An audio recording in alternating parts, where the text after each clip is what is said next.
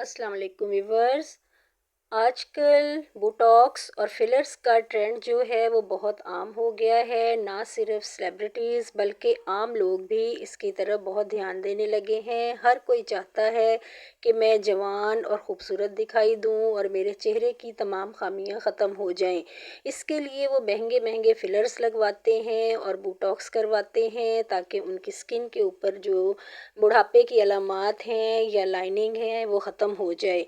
और ये काम सिर्फ ख़वातीन में ही मकबूल नहीं, जो कि हम कहते हैं कि ख़वातीन बहुत ज़्यादा फ़ैशन करती हैं, बहुत केयर करती हैं। आजकल तो मर्द हजरात भी इस चीज़ को बहुत ज़्यादा फ़ॉलो कर रहे हैं। मर्द चाहे स्पोर्ट्स के साथ अलग रखते हैं, चाहे सियासत से या शोबिस से, वो भी बोटॉक्स और फिलर्स करवाते रहते हैं। अब इसमें मैं आपको बताऊंगी कि बोटॉक्स के ज़रिए आपकी स्किन को स्ट्रेच कर दिया जाता है, जिससे तमाम लाइनें ख़त्म हो जाती हैं। और अगर आप फिलर्स करवाते हैं तो आपकी जो आँखों के नीचे खड्डे बन जाते हैं, पफीनेस हो जाती है, या आपकी जो लाफ लाइन होती है उसको ख़त्म करने के लिए फिलर्स का इस्तेमाल किया जाता है। इसका मतलब ये हुआ कि बोटॉक्स आपकी स्किन को स्ट्रेच करेगा और फिलर जो है वो आपकी स्किन पे आए हुए खड्डों को ख़त्म करेगा, वो जगह भर जाएगी। अब इसके बहुत सारे भयानक रिज़ल्ट भी आते हैं। हम आजकल सोशल मीडिया पर देखते ही रहते हैं कि कुछ लोग जो हैं वो फिलर्स या बोटॉक्स करवाते हैं तो उसके रिज़ल्ट्स उन्हें इतने अच्छे नहीं मिलते, बल्कि चेहरा पहले से भी ज़्यादा ख़राब हो जाता है।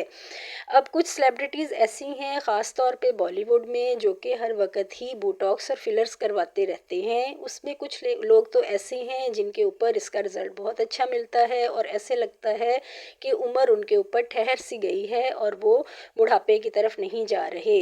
और इसी तरह कुछ लोग ऐसे हैं जो ये जो प्रोसेस करवाते हैं उसकी वजह से उनके चेहरे पहले से भी ज़्यादा ख़राब हो जाते हैं और वो बहुत भयानक लगना शुरू हो जाते हैं। इससे ये देखकर लगता है कि इससे तो पहले ही वो ज़्यादा खूबसूरत लगते थे, बजाय इसके कि इन्होंने ये जो ट्रीटमेंट करवाया है ना ही करवाते।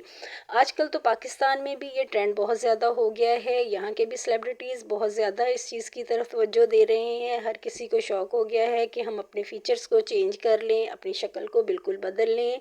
मैं इसकी मुखालफत नहीं कर रही, लेकिन कोशिश करें कि आप जिससे भी ये ट्रीटमेंट करवाएं वो कोई जाने माने डर्माटोलॉजिस्ट हों। यानी ऐसा ना हो कि बजाय आपको सही करने के वो आपकी शक्लें बिगाड़ दें, जैसा कि आजकल हम देख रहे हैं इन सेलिब्रिटीज़ को कि उनके जो फेस हैं वो बिल्कुल एक्सप्रेशन लेस हो जाते हैं। यानी कोई फेस पे एक्सप्रेशन ही नहीं आते, ना वो मुस्कुरा सकते हैं, ना वो अपने अब्रू ऊपर कर सकते हैं। पता ही नहीं चलता कि इनके चेहरे प्लास्टिक के बने हुए हैं या असली हैं।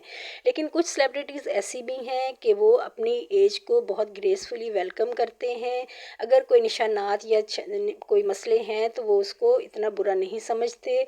इसी तरह बहुत ज़्यादा लोग प्लास्टिक सर्जरी भी करवाते हैं। अब ये जो प्रोसेस बोटॉक्स का है, चाहे फिलर्स का है या प्लास्टिक सर्जरी का है, इससे स्किन के मसले तो हल हो जाते हैं, लेकिन ये बहुत महंगा प्रोसेस है। अब हर कोई इसे अफोर्ड नहीं कर सकता। आम लोग भी ये चाहते हैं कि हम ये ट्रीटमेंट करवाएं, तो इसके लिए उनको मुश्किलात होंगी, क्योंकि ये बहुत महंगे ट्रीटमेंट हैं।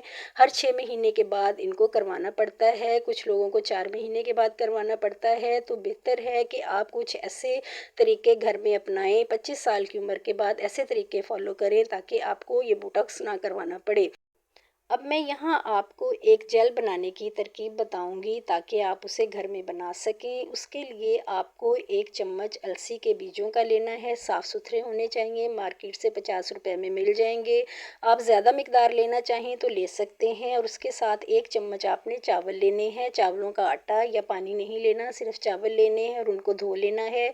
और धोने के बाद आप इसको किसी भी पैन में या किसी भी बर्तन में डालकर 1 गिलास पानी डाल दें और उसको 10 से 15 मिनट के लिए पकने के लिए रख दें। जब ये गाढ़ा सा जेल हो जाएगा तो आप इसको किसी स्ट्रेनर के ज़रिए छान कर रख लें, या किसी जाली वाले कपड़े के साथ भी इसको छान सकते हैं। और इसका जो पल्प बचेगा उसको फेंकना नहीं है, उसे भी आप अपने चेहरे पे अप्लाई कर सकते हैं। और इस जेल और इस पल्प को आप अपने बालों में भी अप्लाई कर सकते हैं। इससे आपके बाल स्ट्रेट हो जाएंगे, सिल्की हो जाएंगे और उनकी ग्रोथ भी अच्छी होना शुरू हो जाएगी। यानी एक चीज़ से आपको 2 फ़ायदे मिलेंगे। अब ये जो जेल है ये आपको बोटॉक्स से ज़्यादा अच्छे रिजल्ट्स देगा और इसको आप महफूज करके किसी भी आइस क्यूब वाली ट्रे में रख सकते हैं। इसको आप रेफ्रिजरेटर करके रख सकते हैं और जब चाहे इसमें से एक क्यूब निकाले तो आप इसको अप्लाई कर सकते हैं। अब मैं यहाँ आपको दिखाऊंगी कि मैंने इसको किस तरह तैयार किया है। आपने तकरीबन 1 गिलास पानी डालकर उसको इतना सुखा लेना है कि इस गाढ़ा सा जेल तैयार हो जाए और ये जेल बना के आप किसी भी जार में महफूज रख सकते हैं। अब ये देखें, आपको मैं ये दिखा रही हूँ जैसे मैंने इसे बनाया है और इसमें कोई बहुत ज़्यादा पैसे भी नहीं लगते। अब इसको आपने उतार कर ठंडा होने के लिए रख देना है, क्योंकि जैसे जैसे ये ठंडा होगा ये जेली की शक्ल इख्तियार कर लेगा और ज़्यादा जम जाएगा।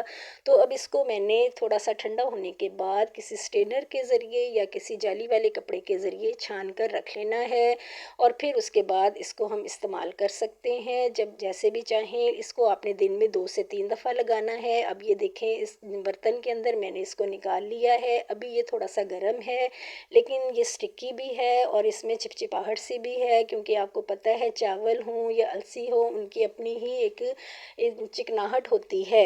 इसको आप दिन में 3 से 4 दफ़ा लगा सकते हैं जैसे हम लोशन अप्लाई करते हैं। और अगर इसे आप मज़ीद कारआमद बनाना चाहें तो थोड़ा सा इसमें एलोवेरा जेल भी मिला सकते हैं। इससे आपका एक होममेड सनस्क्रीन तैयार हो जाएगा और जब भी आप चूल्हे के पास जाएं तो आपको उसकी जो गर्मी है उसकी शिद्दत से ये आपके चेहरे को बचाएगा। लेकिन इसके लगाने से स्किन थोड़ी सी अकड़ जाती है, थोड़ी सी ड्राई हो जाती है। तो वो लोग जिनकी स्किन पहले ही ड्राई है तो अगर वो ये चाहते हैं कि स्किन नरम रहे तो वो इसके अंदर ग्लिसरीन के कुछ कतरे शामिल कर लें और फिर इसको अपने चेहरे पे अप्लाई करेंगे तो स्किन पे ग्लो भी आएगा और स्किन बिल्कुल नरम मुलायम हो जाएगी और उनको चेहरे पे कोई खुश्की और कोई भी खिंचाव की कैफियत महसूस नहीं होगी।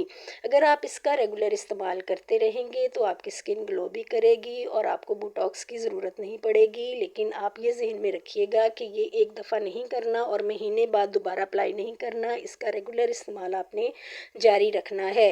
लेकिन सिर्फ बाहर से लगाने से कुछ नहीं होता। अगर आप अंदर भी अपने आप को कोलेजन वाली फूड्स देते हैं यानी आप प्रोटीन डाइट लेते हैं तो आपके जो स्किन के टिश्यूज़ हैं वो बहुत अच्छे हो जाते हैं और इसके साथ आपको ज़्यादा ट्रीटमेंट करवाने की ज़रूरत नहीं पड़ती। अगर आप सिट्रस फूड्स लेते हैं, नींबू पानी पीते हैं, प्रोटीन डाइट लेते हैं, मछली का इस्तेमाल करते हैं, यखनी का इस्तेमाल करते हैं और साथ में ड्राई फ्रूट्स का भी इस्तेमाल करते हैं तो आपको इसके ज़्यादा बेनिफिट्स मिलेंगे। यानी बाहर के लगाने के साथ साथ आपको अपने अंदरूनी सेहत का भी ख्याल रखना है। आजकल तो कोलेजन के फूड सप्लीमेंट्स भी मिल जाते हैं, वो भी आप यूज़ कर सकते हैं। अगर आपको मेरी वीडियो अच्छी लगे तो प्लीज़ लाइक करना और सब्सक्राइब करना मत भूलिएगा। शुक्रिया।